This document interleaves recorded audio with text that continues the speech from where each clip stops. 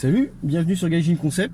Ça fait maintenant une semaine que j'ai monté mon volant moteur allégé et vous avez été nombreux à me demander un ressenti, enfin un retour d'expérience par rapport au changement de comportement de ma voiture.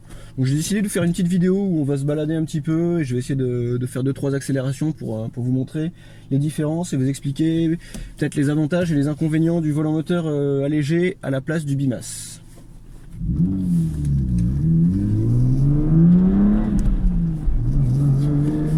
Donc ce qu'il faut savoir, c'est que j'ai remplacé le bimasse parce qu'il était complètement HS, c'est-à-dire qu'il avait du jeu, j'avais d'énormes vibrations au démarrage. Ça faisait un bout de temps déjà qu'il était HS, que je roulais avec le volant moteur HS. Je voulais attendre un petit peu plus, mais l'embrayage a suivi, donc là ça devenait vraiment urgent puisque l'embrayage commençait à patiner.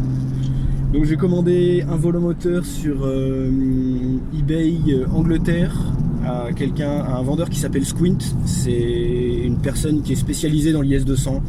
Ils vendent des kits turbo, des volants moteurs allégés et d'autres trucs pour l'IS200.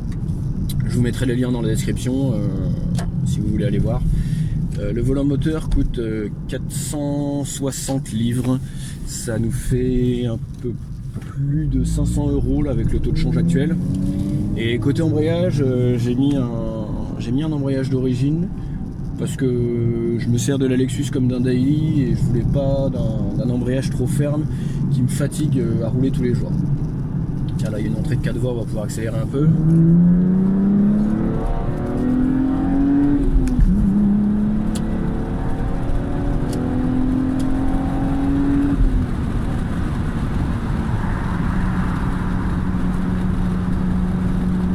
Au niveau de l'agrément de conduite, la voiture donne vraiment l'impression d'avoir perdu beaucoup de poids. On a vraiment une impression de légèreté. Moi franchement, j'ai l'impression que ça me donne l'impression que la voiture a perdu 150 à 200 kg facile. Elle est beaucoup plus vive et beaucoup plus agréable à conduire. Après, en termes de performance pure, j'ai pu faire un essai contre une IS200 d'origine.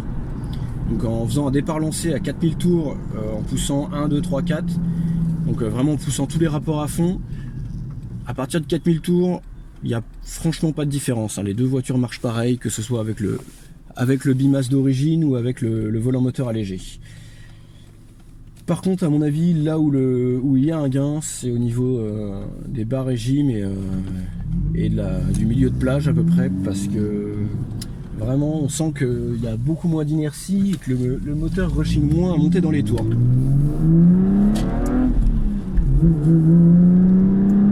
Alors je sais pas si ça s'entend sur la vidéo. Les passages de rapport sont quand même un petit peu plus fermes. Donc on perd quand même un peu de confort, ce qui est quand même à la base un des points forts de l'IS200. Ça reste quand même un salon roulant normalement. Là les passages sont un peu plus fermes, ça me rappelle un peu la Honda Civic que j'avais quand j'étais un peu plus jeune. C'est plus sec, c'est un peu plus sport en fait, voilà. Donc, sachant que l'IS200 à la base n'a pas vocation à être sportif, enfin pas plus que ça. Mais bon, honnêtement c'est pas l'enfer non plus, ça reste roulable même en ville. Voilà, d'ailleurs on va faire un petit passage en ville. Honnêtement ça reste roulable.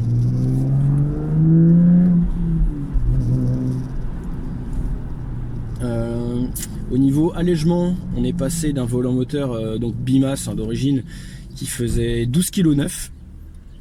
On est passé de ça à un volant moteur allégé qui fait 6,3 kg. Donc ça fait un allègement de plus de la moitié du poids, c'est quand même assez conséquent. Je pense que c'est pour ça vraiment que le comportement de la voiture a vraiment été transformé. Au niveau des inconvénients, il y a une personne qui m'a parlé de risque de casse de boîte. Il connaissait quelqu'un à qui c'était arrivé sur une M3 après être passé justement d'un volant moteur bimasse à un volant moteur allégé. Alors clairement là-dessus je m'étais pas trop renseigné, je dois l'avouer. Donc on va prier pour que ça tienne et vivre dangereusement comme d'habitude. Mais bon, vu la puissance et le couple d'une IS200, honnêtement, ça m'étonnerait quand même de casser une boîte aussi facilement. Surtout que la boîte, donc c'est une J160, Je crois que c'est la boîte de l'IS200 donc est montée aussi sur l'Alteza. C'est la même sur l'Alteza en 3 SGE qui a quand même presque 50 chevaux de plus. C'est la même sur l'RX8 231 chevaux. Bon, la RX8 par contre, au niveau couple, à mon avis, on doit être dans les mêmes ordres de valeur que l'IS200, ça doit être très bas. Elle est normalement aussi montée sur le MX5 NC en 2 litres. Qu'est-ce qu'il fait lui au niveau du feu rouge? N'importe quoi.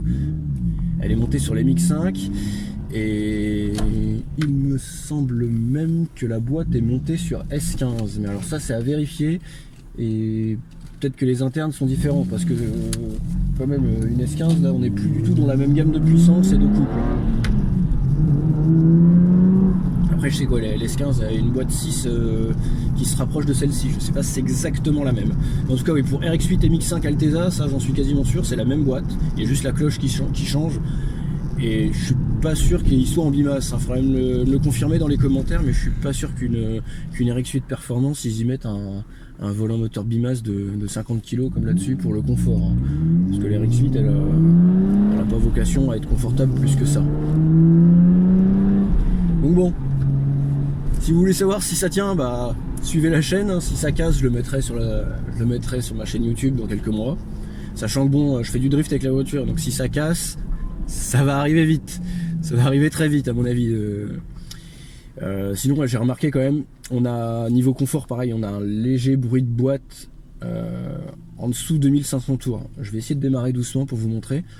Je sais pas si on va l'entendre à la caméra. Il y a un léger bruit de comme pas un bruit de roulement, je pense que c'est plus les vibrations du moteur qui remontent et tout qui rentre en résonance. Je vais démarrer doucement. C'est vraiment très léger. Là en 3 on l'a entendu un petit peu au passage de la 3, ça a grogné un peu. Mais bon, c'est vraiment pas énorme, hein. C'est un léger bruit. Ça c'est clair que je l'avais pas avant avec le bimasse, ce bruit là.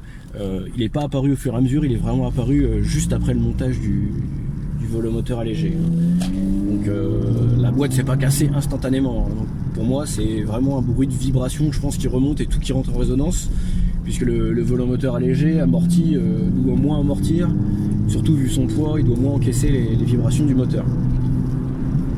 À part ça, sinon je vois pas d'autres points négatifs. Si, peut-être si vous habitez dans Paris, parce que bon, dans les bouchons, ça, ouais, c'est un peu plus dur de contrôler le régime moteur de la voiture. C'est pas non plus comme si vous aviez un embrayage stage 3 et des arbres à cam super pointus. Ça reste quand même gérable, mais bon, à rouler toute la journée dans des bouchons, il y a peut-être possibilité que ça soit fatigant. Moi ça va, à Cherbourg on n'est pas trop niveau bouchon, hein, vous pouvez voir, on est en semaine, il est midi. Si on évite les grands axes, et encore là je vais arriver sur un grand axe, ça va, niveau bouchon ici on est à peu près tranquille. Donc bon, moi j'en avais pas, c'est un point qui était négligeable pour moi, le confort dans les bouchons. Et pour ce qui est de la perte de couple qu'on m'a parlé, ouais, des personnes m'ont posé la question sur la perte de couple. Pour moi la voiture ne perd pas de couple, elle ne perd aucun couple, le couple c'est vraiment lié à la puissance du moteur. Par contre ce que la voiture perd c'est de l'inertie. Et donc pour démarrer forcément, vu que le volomoteur est beaucoup plus léger, voilà, elle cale beaucoup plus facilement. Là on l'a entendu, j'ai pas beaucoup accéléré. Elle peine un peu à partir vraiment si on n'accélère pas beaucoup, parce que ce qui se passe c'est qu'avec un volomoteur lourd on accélère, puis ensuite le volomoteur entraîne la boîte, donc au moment où l'embrayage se met à accrocher, et ben on a moins tendance à caler. Mais le moteur en lui-même ne perd pas de couple, ça c'est non il ne perd pas, il ne perd aucun couple. D'ailleurs, enfin, au niveau de la conduite, vraiment au niveau de la conduite, si on parle pas confort, hein, si on parle vraiment que performance, pour moi là il n'y a que du bien, il n'y a aucun aspect négatif, hein. Même au niveau du rétrogradage, j'ai pas remarqué une baisse de frein moteur, ou alors elle est pas excessive, hein. Par contre ce qui est du talon pointe, les talons pointe ça change complètement la donne, puisque le régime moteur monte beaucoup plus vite. Faut revoir sa façon de faire du talon pointe, surtout qu'avec l'IS200, avec le papillon motorisé, le talon pointe c'est assez spécial, il faut appuyer longtemps sur l'accélérateur pour que le papillon motorisé ait le temps de réagir, sinon vous faites un talon pointe classique super rapide, la Lexus ne réagira pas du tout, puisque le papillon n'aura pas le temps de réagir. On va aller sur une petite route sympa un peu plus loin. pour finir, on va aller. J'ai une petite route sympa avec des épingles en montée. J'espère qu'il n'y a pas trop de monde. Et j'espère surtout que je vais pas rester derrière le bus pendant 3 heures.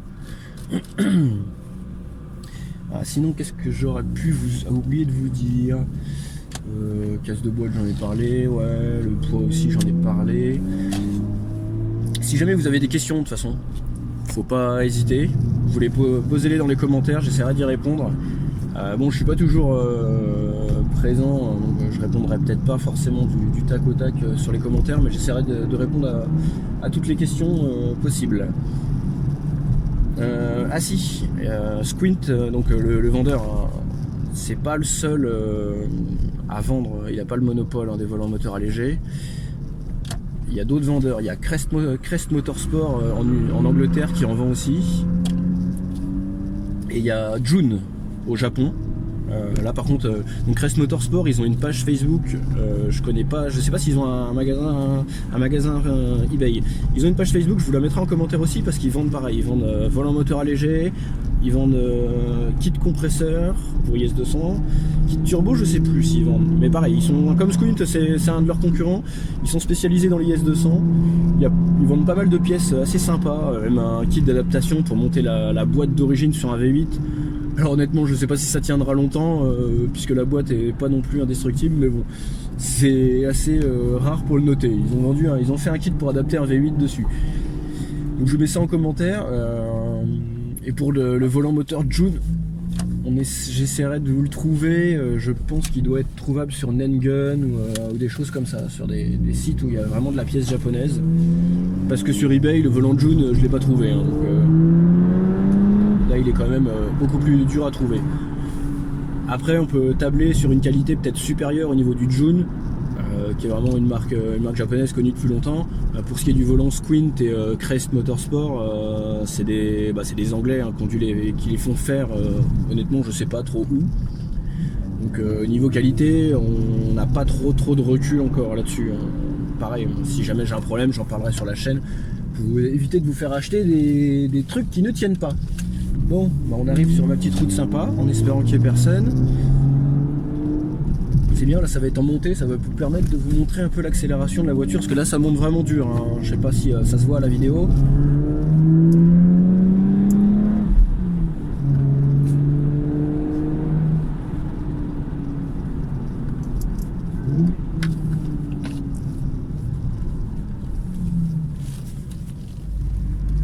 On va repasser la une, dire.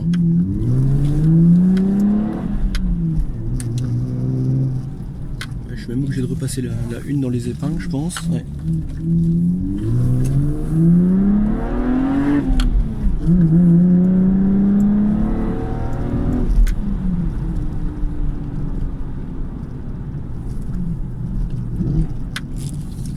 On va essayer de la prendre en deux quand même pour repartir à bas régime.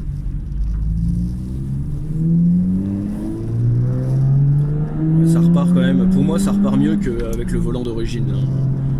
Avec le volant moteur allégé, vraiment là, on part de très bas et pourtant on est en montée et je trouve que la voiture répond vraiment mieux.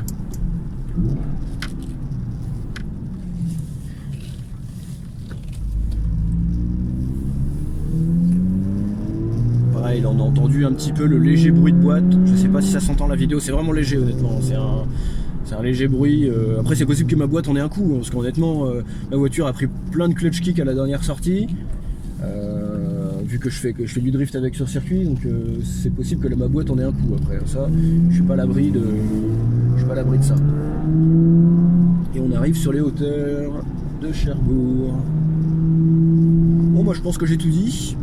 Donc, si vous avez des questions, toujours n'hésitez pas. Espace commentaire est là pour ça. Et puis si jamais j'ai une casse ou un truc comme ça, j'essaierai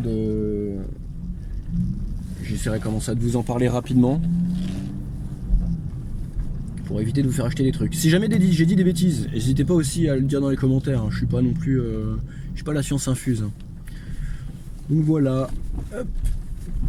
Et moi je vais m'arrêter ici pour manger parce que je suis en pause déjeuner. Et ben je vous dis bonne journée à tous et à la prochaine.